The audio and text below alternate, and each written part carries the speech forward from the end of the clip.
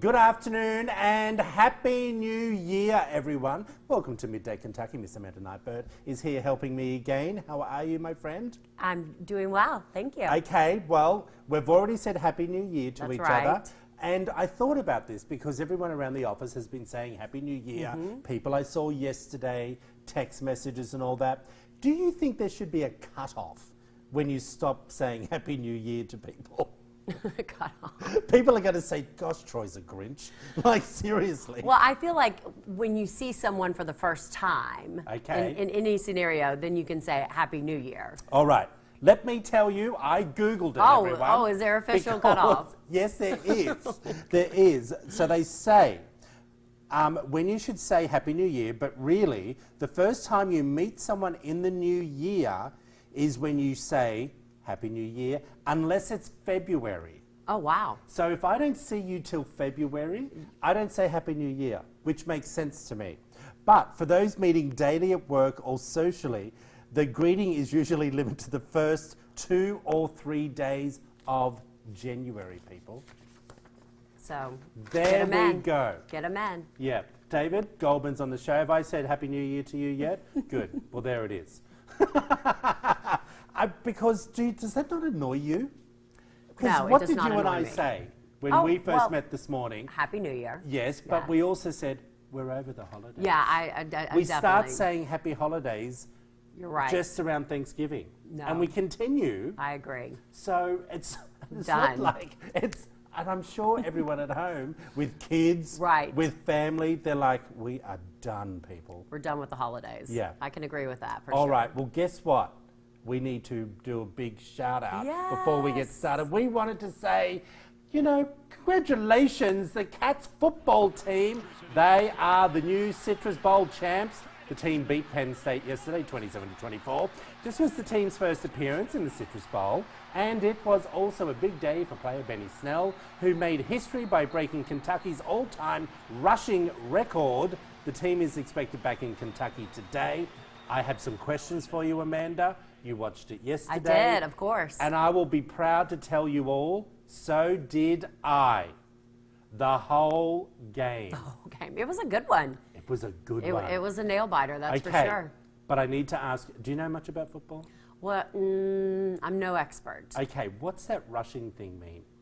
Oh, well, I guess how many yards he carried the ball would be the rushing. Because he was rushing the ball? he I was, see, that's where I'm a little he was confused. carrying the ball. Right. Yeah, I think he actually had the opportunity to. He's now number one in Kentucky for doing yeah, that. He broke the exactly. record. How scary was the game when it got to 27-24 and there was like 4 minutes left? 4 minutes left. And I said to a buddy of mine who came over, I said, have we got the ball? Because maybe we could, like in basketball or netball, you could hold on to a little bit longer. Yeah. Yeah, it's hard to run the clock out for sure. Oh my I'm God, telling you, I that's was what made it freaking such out. a little bit of a nail biter. So. Yeah, I will say, thoroughly enjoyed it. Yeah, it was such a great win for them. Yeah, and I think So the whole of excited. Kentucky was beside themselves. Absolutely. Yeah, I got a bit of an adrenaline rush Mm-hmm. watching the game. Yeah, I heard somebody say after the game that we're the only school over the past 6 years that has improved their record every year. Really? Yeah, I thought that was super impressive. And that's got a lot to do with our coach. It's I assume, in the Mark Stoops era. So But I know. See, this is as much as I can talk about. Now, let's get back onto some other stuff that I would normally talk about. Alrighty, in our current climate, with many racist and culturally insensitive comments, many parents are wondering how to help their children be more accepting of other cultures. Now, Huffington Post spoke to author Sonia Nito, who recently wrote a book about teaching kids about culture diversity. Now, here are some of her tips. Now, what's the first one, madam? she says start with books. Have reading materials in your home that reflect the diversity of our world and discuss those books with your child. Okay, as a mother, and our only mother on the bench here, when do you, well, see, I think you're a pretty out there woman already. Right. I think you would have a pretty open-minded home. Absolutely. Yeah? Yeah, definitely. I mean, honestly, like, I just need my kids to read their school books. So I Right. can't imagine sending out tons of diversity books. But Interesting you just said that. Do you feel that it's partly up to the school to teach that diversity, or is that a home education? no, I think that definitely starts at home for sure. Yeah. All right. Let's bring up the number 2 one, will we? Alrighty. Find opportunities in your community to explore other cultures. I love No, I love this. one. Yeah, I love this one.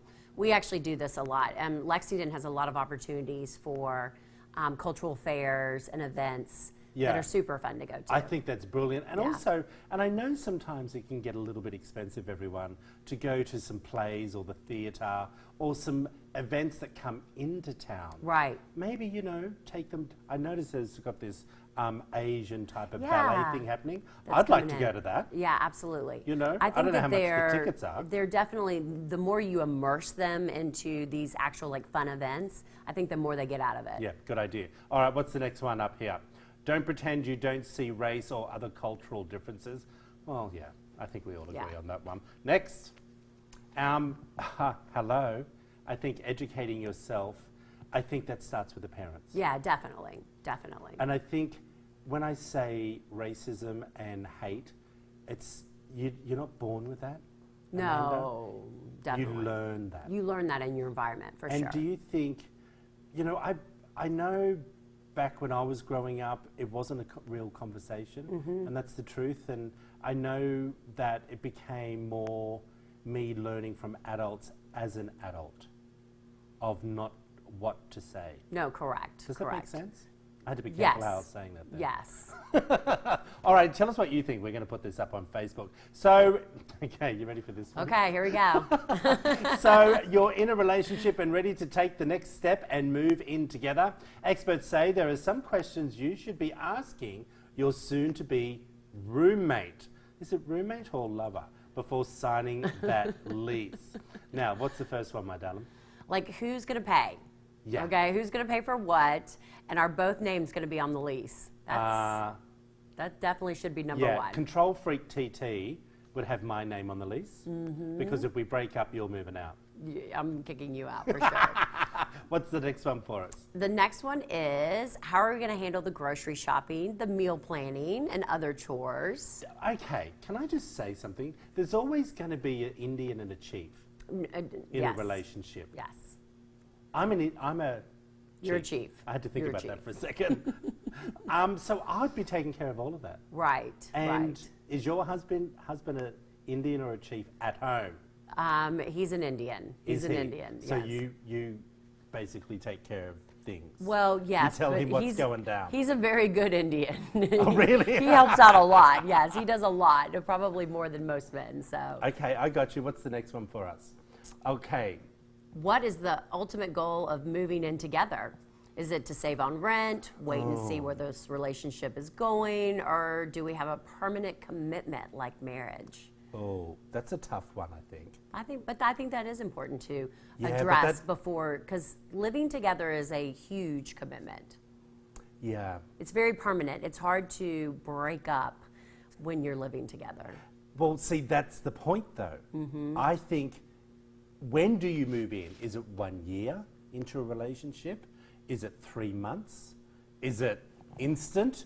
Because I know people who have moved in together like 2 weeks after meeting. Right. And it's been a circumstance why, but it's worked for them.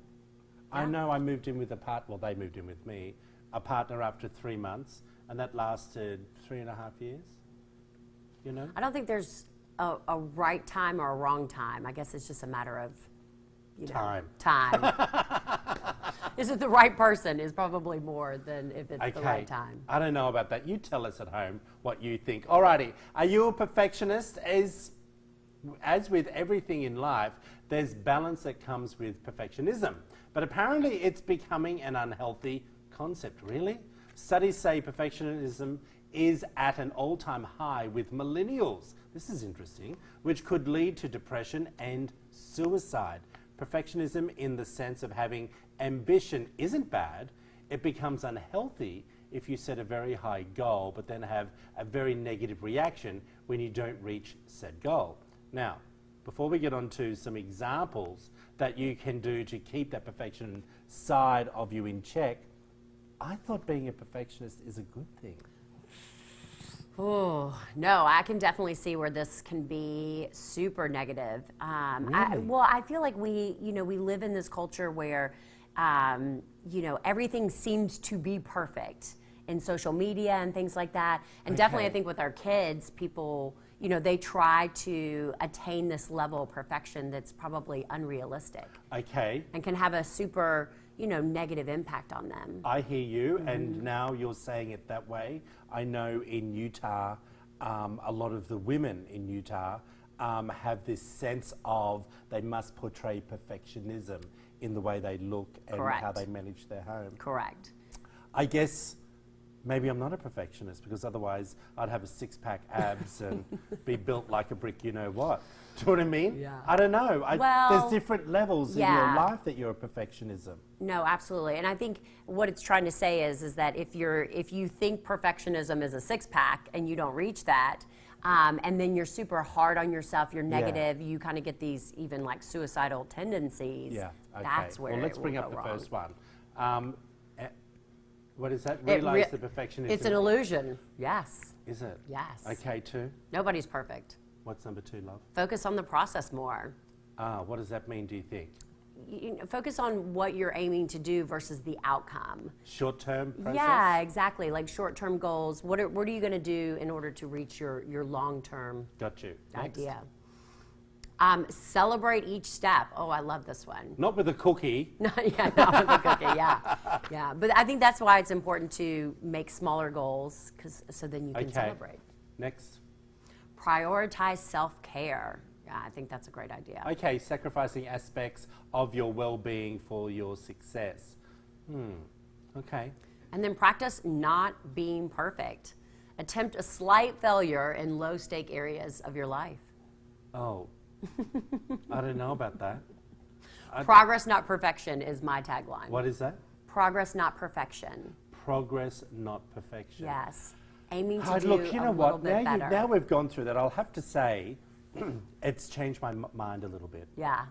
you know? I think that you can see where perfectionism can be A little tough on one. absolutely. Yeah, and I think it's right. Tell us what you think. We're going to put that story up on our Facebook, everyone. All right, sometimes it's very easy to get caught up in thinking about the future and forget to just be in the moment. Something that can help us is called mindfulness, which has benefits that range from decreasing stress to disease prevention. Now, of course, look, this is the new year, so we've got tips, everyone. Yeah. Of course, there's some things to help you along the way, to help you with mindfulness and how to practice that. First one, Miss Amanda. Journal. Yeah. This forces you to pay attention to the now and your inner monologue. Okay, I don't keep a journal. Do you? No, Okay. I don't. All right, well, we're screwed up on that one. What's this next one? Unitask. Eliminate possible distractions so you can focus on one task at a time. Yeah, I like that one. Yeah. Next. Daydream. Let your mind wander. I think I live That's my life nice. in a daydream. I like number 4, meditate. Can you meditate though? Well, I do. I think it's self-guided meditation. What does that There's mean? a lot of great apps that will help you to kind of guide you through the meditation to keep you Okay. focused. I got you. Those are really helpful. All right, let's do the one more and then we're going to go to Do break. the active breathing. So this is great to do while you meditate. Your Okay. breath is a way to check your physical and mental state. Okay. Yeah, I love that. All right. Well, I don't know whether I like any of them. Mindfulness is really big for me right now. I think that it's very important to be mindful about what your goals are and how you plan to achieve All right. Well, them. okay. Journal, unitask, daydream, meditate, do active breathing. Snore. I don't see it. To me, it seems like I'm slacking off by doing that. I don't know. It feels that. They feel like very restful tasks. And you need that. You know, I think that we go, and we don't allow ourselves time to. I love that go, go, go. I know, but It's that's a rush. I know. Come on, everyone. I love the go. it makes me feel on top of the world. Yes, but it will grind you into the Then I ground don't as eat well. properly. Yeah. I get cranky. Yeah. Alrighty, everyone. Yeah. Coming up, how Bluegrass Medical Aesthetics can help us reach our, of course, I was just talking about it, our weight goals for 2019. Back after this short break, you're watching Midday Kentucky.